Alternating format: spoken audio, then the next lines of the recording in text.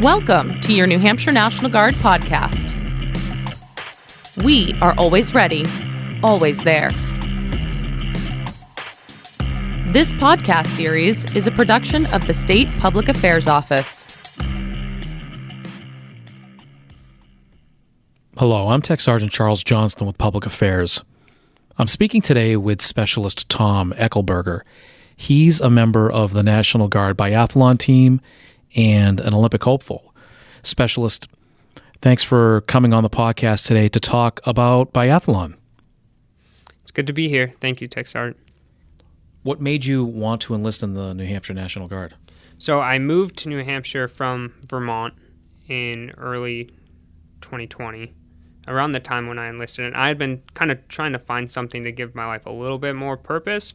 And seeing all the veteran plates around, I really felt like that was the direction I wanted to go. And you went to high school in New Hampshire. You went to Hopkinton High School? Yes. So I went to high school in New Hampshire, and then I attended the University of Vermont and stayed up in Burlington for a couple years after college. And you didn't join to do biathlon at first, correct? Correct. I actually enlisted in January 2020 to become an officer within our organization. And during that process, I found the New Hampshire Guard Biathlon team. And with that, kind of fell in love with the sport and found an opportunity to be a full-time athlete and soldier at the same time. So that caused you to change paths now. You're slated now to become an infantryman on the enlisted side of the house to better pursue your biathlon dreams. Correct. As I was getting underway with this program and realizing the amount of time away from New Hampshire and potentially away from the unit that the ultimate goals of this program could have, I quickly realized that being an officer and also going through the process of becoming an officer wasn't going to make me the best officer I could be or the best athlete I could be. I think being enlisted will give me the opportunity to really be as present as possible and do the best job with my unit when I go back to it, and have the most time to be the best athlete I can be. Because the training requirements for your enlisted schools, they're more condensed over a shorter period of time. Correct. So I'll go away for about 10 weeks, hopefully this winter or spring, and become job qualified. The officer side of the house with the state program would have been about the next 18 months without the possibility of missing a drill weekend. And with the amount of travel and some of the international events that the team can go to, that wasn't necessarily a possibility for me. What is biathlon? Biathlon is a traditional Nordic winter sport. It's one of the oldest military sports as well. So it's a combination of cross-country skiing and target shooting. So you've changed gears, and as you await your school seat, you are training with this National Guard Elite Development Biathlon team in Vermont. Correct. Throughout the summertime, I was heading up every 2 weeks, and then I would come back to New Hampshire. We were training at Camp Ethan Allen up in Jericho, Vermont, which is actually one of the most world-class biathlon facilities, for sure in our country, but possibly in the world as well. So it was a fantastic opportunity there. And I'm actually getting ready to, this weekend, head up there for the winter. I'll come back for drill, but the rest of the time will be biathlon time.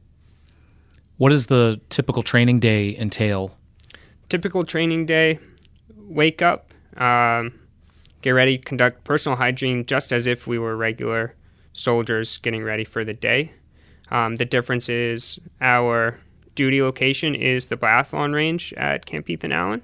So we'll head up the hill, generally 8:30, set up our mats for shooting, prepare magazines, do function checks on our rifles, and get the target systems, make sure those are all working.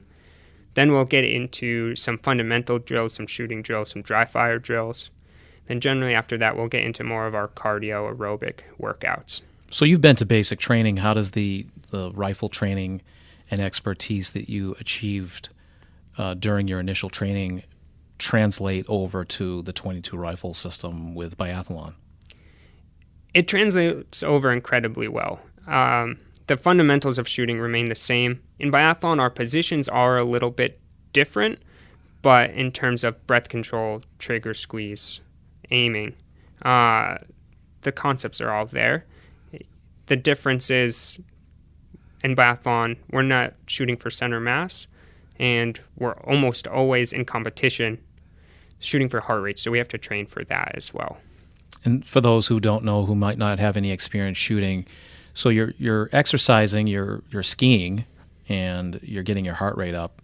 So how does that complicate shooting the .22 rifle? So the biggest part, and I think many soldiers and airmen have probably done some sort of stress shoot throughout their career. And what we're doing in biathlon is basically every lap of the race, which is either 3 or 5 laps. So we shoot 2 or 4 times.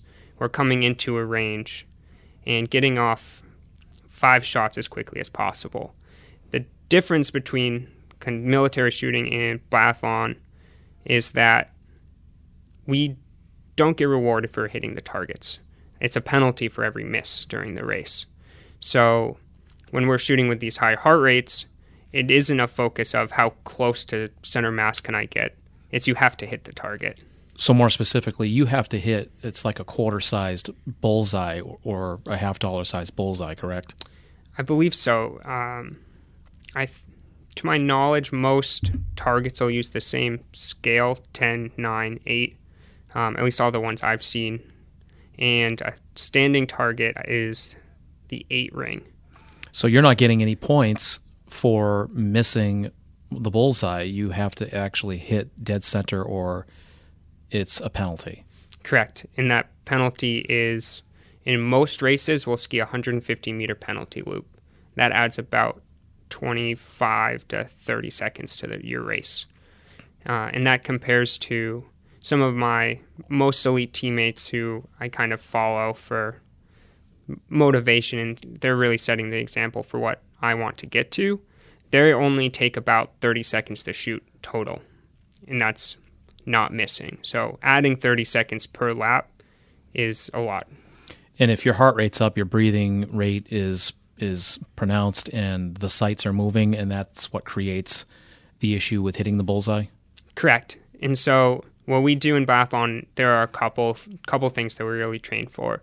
In the prone, that's probably the position that's the most similar to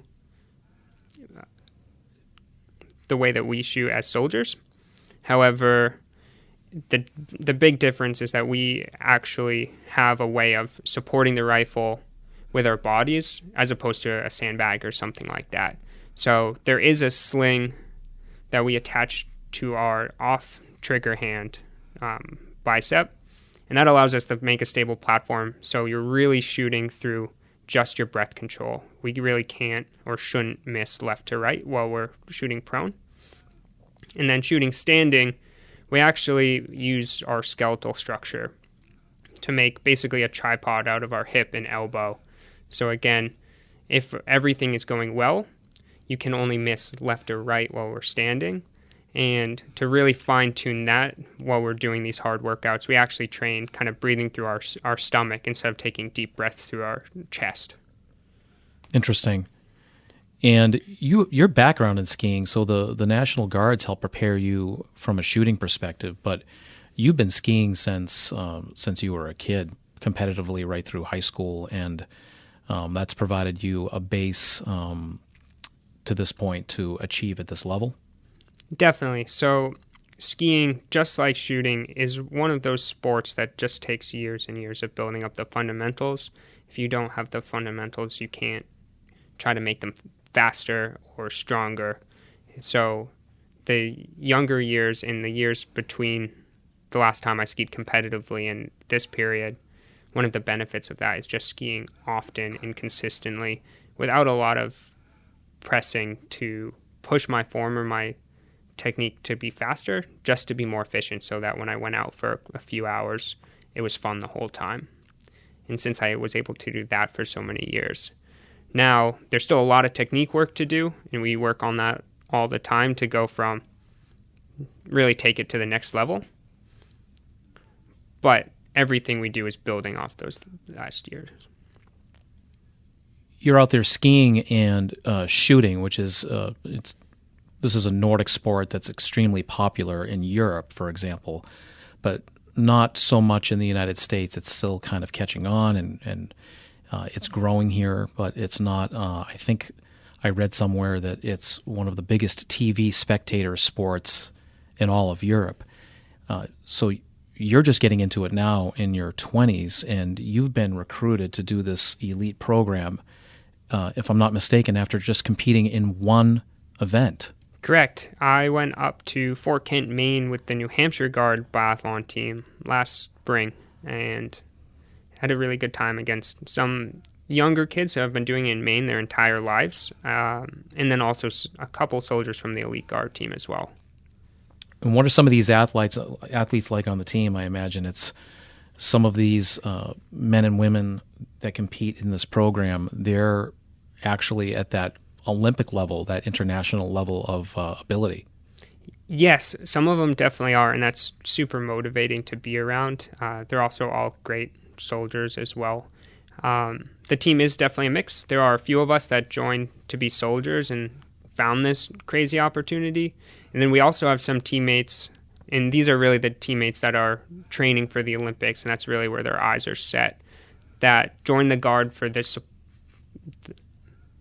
They join the Guard for the kind of outstanding support that we are able to offer athletes that really no other biathlon or Nordic program in the country can. As you compete, I imagine an Olympic appearance would be the ultimate achievement to come of this. But short of that, are there other international or nationally ranked events that you could hope to compete in? Definitely. And the Olympics is obviously the dream, but for myself, I'll definitely would settle at the International Biathlon Cups. That would be a good pinnacle. We'll definitely race the North American Series, which that'll allow me to travel to at least Canada, travel throughout the country. And then actually my first big domestic race will be the U.S. Summer Trials in Soldier Hollow next month, actually. So we'll go out to Utah for that. First and foremost, the team's priority is to be a team of soldier athletes. So we pretty much have support to take the time to go to schools. For me, AIT is obviously a super important school. Can't get very far without that. But after that, any other school that we need to take time for, the leadership is totally on board with. Then we also have some break time around April, so that would be the opportunity to try to get the bigger, longer schools in. Such as?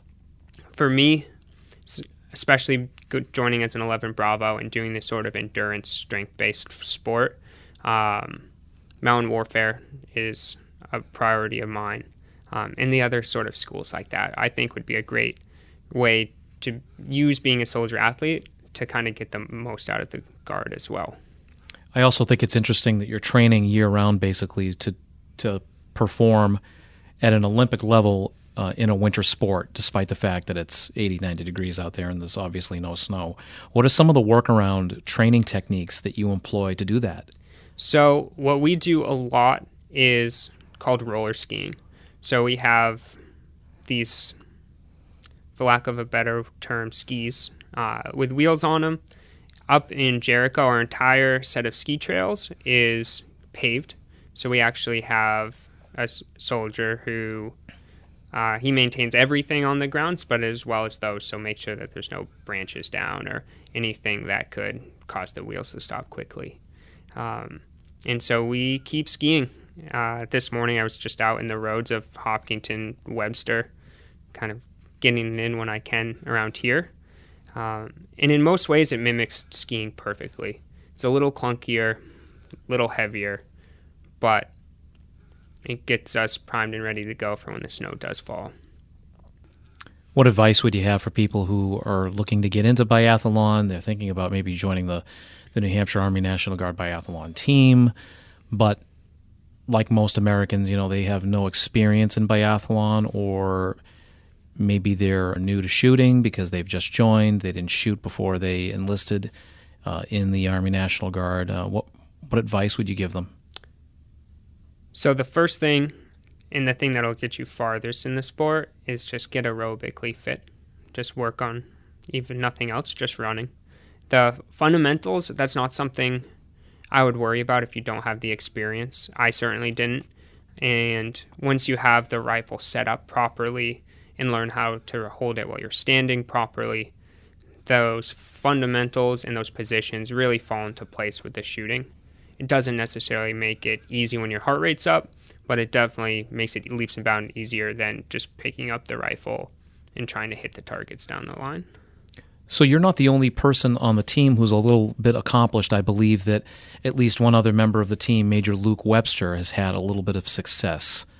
And it looks like maybe within the next couple of years the team could maybe position itself to place at one of these national events. I think so. I think that being from New Hampshire, we have a wealth of opportunities and individuals that want to see the sport grow here. And it's been cool to see that our team has kind of acted like a catalyst to try to get that going. The support that the Guard has to put into biathlon throughout the state is pretty different, and it's definitely imbuing a new spirit into the sport. So hopefully in the coming years, when skiing is easier, more people know about our program, especially like Major Webster, who are already crazy fit. We just have to teach them how to ski. Things will be awesome. What an amazing opportunity. I appreciate you joining me today to tell us your story. You're welcome. Thank you. It's a crazy opportunity that I never thought I would have and would definitely not have had without the Guard. If anyone is interested in joining the team, they can feel free to reach out to me or the New Hampshire Guard coordinator, Major Burnham. You can continue to follow Specialist Echelberger's journey at our Facebook at NH Minutemen or on Instagram or Twitter at NH National Guard. Thanks for listening to your New Hampshire National Guard podcast.